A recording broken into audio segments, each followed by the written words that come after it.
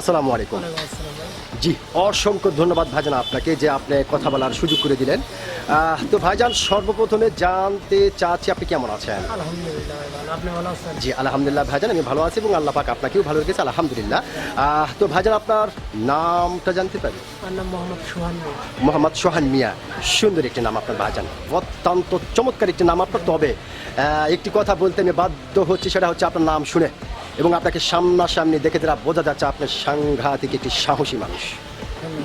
সত্যি ভাইজান, না আমি সাহসী না। না আপনাকে দেখে এরা বোঝা যাচ্ছে যে আপনি সাহসী মানুষ। তো ভাইজান যেহেতু আপনি একজন সচেতন নাগরিক এবং একজন সাহসী মানুষ, সেই ক্ষেত্রে এই বিষয়টি আপনার কাছ থেকে জানতে চাচ্ছি যে কারো কাছে কাঙ্ক্ষিত আবার কারো কাছে অনাকাঙ্ক্ষিত, যেভাবেই হোক না কেন বিপুল ভোটে জয়লাভ করেছে বিএনপি, জনাব তারেক রহমান প্রধানমন্ত্রী হয়েছেন। তো এই খুশিতে বিএনপির পক্ষ থেকে যদি আপনাকে একটা অফার করা হয় যে আপনি যা চাইবেন বিএনপির পক্ষ থেকে আপনাকে তাই দেওয়া হবে, তবে আপনি যে চাইবেন এই চাওয়াটি যেন আপনি আমি সহ বাংলাদেশের সকল মানুষের উপকার হয়, তাহলে আপনি কি চাইবেন?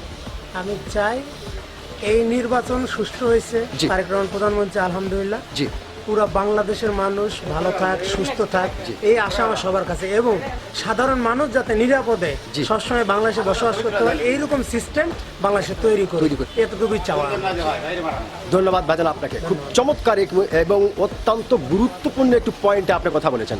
আপনি বলেছেন বাংলাদেশের সমস্ত মানুষ যেন নিরাপদে থাকতে পারে এইরকম কালচারটা সিস্টেমটা যেন তৈরি করা হয়। অসংখ্য ধন্যবাদ ভাইজান, আপনার যে সত্যি একজন সাহসী মানুষ, আপনি কিন্তু আপনার সাহসিকতার পরিচয় দিয়েছেন। ধন্যবাদ আপনাকে। আসসালামু আলাইকুম।